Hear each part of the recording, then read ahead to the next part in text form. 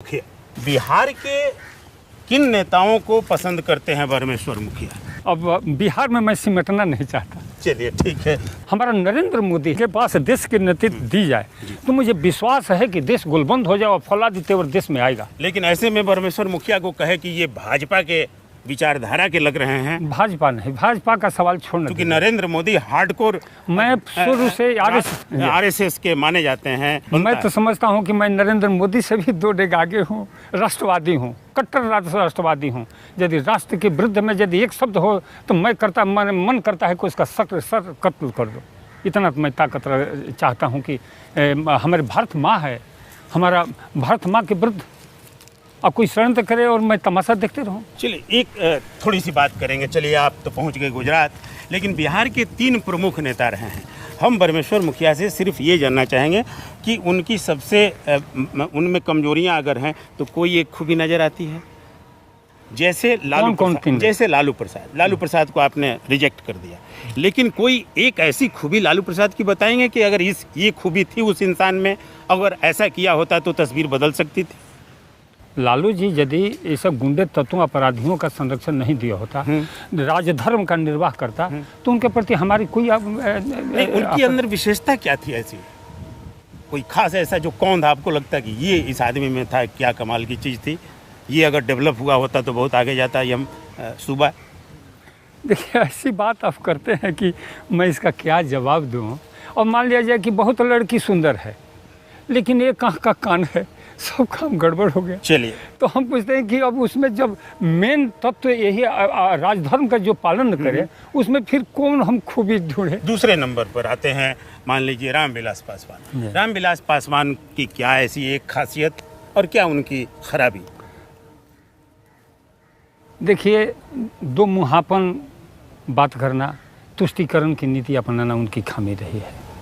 हाँ, थोड़ा सा ठंडे विचार रखते हैं, ये उनकी खूबी कही जाएगी, नहीं तो 2 मुहा हैं वो। नीतीश कुमार जिनके हाथ में फिलहाल बिहार की बागडोर है, उनकी कोई एक विशेषता और उनकी क्या खराबी देखते हैं? नीतीश जी विकासोन्मुख पुरुष हैं, उनके हृदय में ये सोच है कि बिहार डेवलप करे, लेकिन कुछ नीतियाँ ये भी कुछ तुष्टीकरण की भाषा में रहते हैं।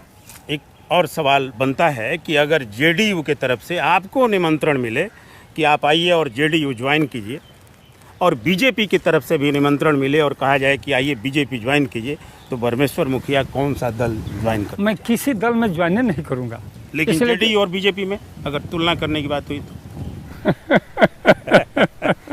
मैं दोनों में किसी दल में मैं ज्वाइन नहीं करूंगा। चलिए, इसलिए कि मैं पचूंगा ही नहीं किसी पार्टी में। पचूंगा ही नहीं, कभी नहीं पचूंगा। हाँ। आपसे हम सीधे तौर पर 4 सवाल करेंगे और उन 4 सवालों के सीधे आपको जवाब देने होंगे। छोटे सवाल होंगे, जाहिर तौर पर जवाब भी छोटे होने चाहिए। ठीक। कौन सा ऐसा नेता है जिसके प्रति, चाहे वह आज़ाद भारत यानी आज़ादी के पहले का नेता हो, आज़ादी के बाद का नेता हो, किस नेता को परमेश्वर मुखिया को सैल्यूट करने को जी चाहता है? मुझे सुभाष चंद्र बोस को सैल्यूट करने का विचार करता है, लेकिन उसके बाद जो थे वो सरदार वल्लभ भाई पटेल हमारे आदर्श थे। क्या बात है। चलते चलते दूसरा सवाल। परमेश्वर मुखिया को साहित्य, कविताई, ये सब से भी लगाव है? जरूर। मैं तो विद्यार्थी, साइंस का था विद्यार्थी, लेकिन फिर भी मैं थोड़ा सा ये सब पढ़ता था। रामधारी सिंह दिनकर थे, मैथिली संगुप्त थे। तो आपका प्रिय साहित्यकार कौन है? ये दोनों हैं। अब किनको बड़ा मानूं, किनको छोटा मानूं, मुझे समझ है दिनकर जी और मैथिली संगुप्त। चलते चलते तीसरा सवाल। परमेश्वर मुखिया के हाथ में अगर कमान आ जाए इस सूबे की, तो कौन सा ऐसा पहला एजेंडा वो लागू करना चाहेंगे स्टेट में? कौन सी ऐसी घोषणा करना चाहेंगे जिससे लगे कि साहब इस एक घोषणा से तस्वीर बदल सकती है? निश्चित। देखिए, सबसे इस समय वर्तमान में किसान और मजदूर त्रस्त हैं। अब मैं कैसे लाभकारी मूल्य मिले किसानों को और कैसे लाभकारी मजदूरी मिले किसानों को, मजदूरों को, ये मैं पहली घोषणा की। उनके लाभकारी मूल्य इतना होगा, उसके लिए जो भी व्यवस्था करनी पड़े वो करेंगे। हाँ। चलते चलते चौथा सवाल। बिहार के नेताओं में किसमें थोड़ी संभावनाएं दिखती हैं परमेश्वर मुखिया को? देखिए, कहीं ना कहीं कुछ न कुछ कमी है। जी जैसे बात आ जाती है कि नीतीश जी की, जी, तो यहाँ भी मैं कुछ खोट देख रहा हूँ। देखता हूँ। लेकिन बिहार की बात जब आता है ना, तो हमको दिल मन मचलने लगता है। ऐसा बिहार कैसा है कि जो वैसा देश के नेतृत्व करने योग्य कोई नेता भी नहीं है। हमारा नरेंद्र मोदी है गुजरात का। परमेश्वर जी, एक थोड़ा सा बहुत गंभीर बातें हो गई। थोड़ा सा आप गांव गिरांव के आदमी हैं, गांवी परिवेश के रहने वाले हैं। बचपन से आपने कहा जवानी में आपने मुखिया का पद संभाल लिया था। गीत संगीत गांव का जो एक फिजा गांव की होती है, लोक संगीत, इसमें कभी रुचि रही है? सुनने का, गाने का, बजाने का भी कभी मन करता रहा है? हाँ, कभी चैत फगुआ तो गा लेता था, लेकिन बचपन से तो मैं शहर में रह गया जी, इसमें तो भाग नहीं ले पाया। लेकिन ऐसे राष्ट्रीय गीत, देश प्रेम का मूल्य प्राण है, देखे कौन चुकाता है, देखे कौन सुमन सैया तज कंटक पथ बनाता है, क्या है। रामधारी सिंह दिनकर का भी आपने नाम लिया।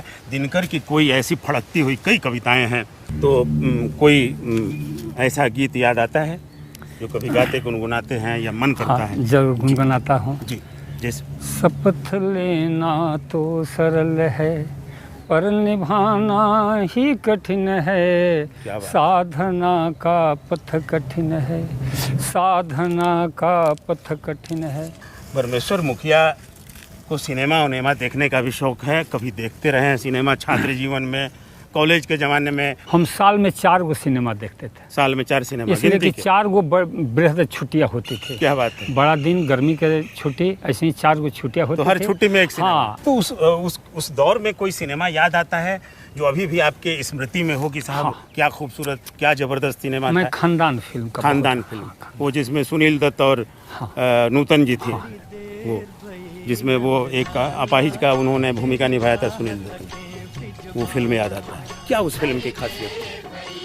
कैसे बंटवारा होता है 2 भाई के, एक निश्चल भाई था, एक धूर्त भाई था।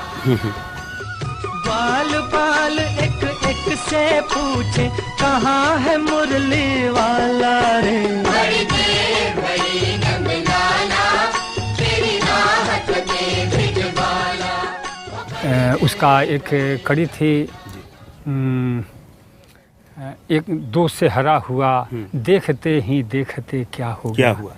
कितना मर्म।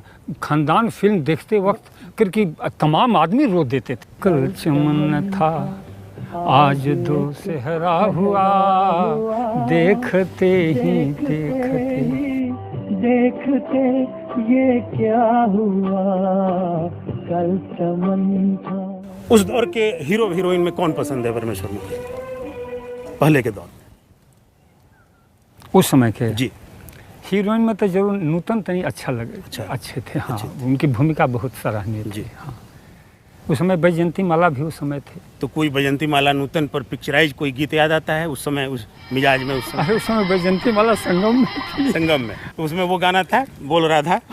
कैसे था उसको थोड़ा सा याद? बोल राधा बोल संगम कैसे होगा कि नहीं?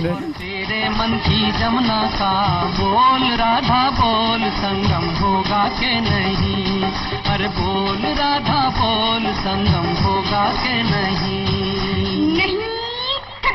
ये अलग अलग मन है। परमेश्वर मुखिया का मन कुछ और कहता है, समाज का मन अपनी गति से कुछ और दिशा की ओर जा रहा है, राजनीति का मन कुछ और कहता है, नेताओं का मन कुछ और कहता है, लड़ाई कहीं न कहीं चल रही है। ऐसे में संगम होगा क्या?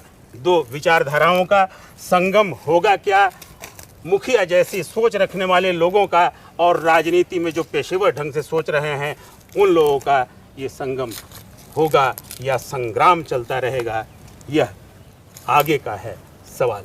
फिलहाल परमेश्वर मुखिया जी, आप हमारे साथ चलते चलते में इतनी देर साथ रहे, बहुत बहुत आपका शुक्रिया और धन्यवाद। तो ये थे रणवीर सेना के तथाकथित कमांडर के तौर पर जाने जाने वाले, लेकिन अपनी सोच, अपनी विचारधारा को लेकर के अपने तरीके के सपने बुनने वाले परमेश्वर मुखिया। आज एक सहरा हुआ, देखते ही देखते ये क्या हुआ, कल चमन था आज एक सहरा हुआ, देखते ही देखते ये क्या हुआ, कल चमन था।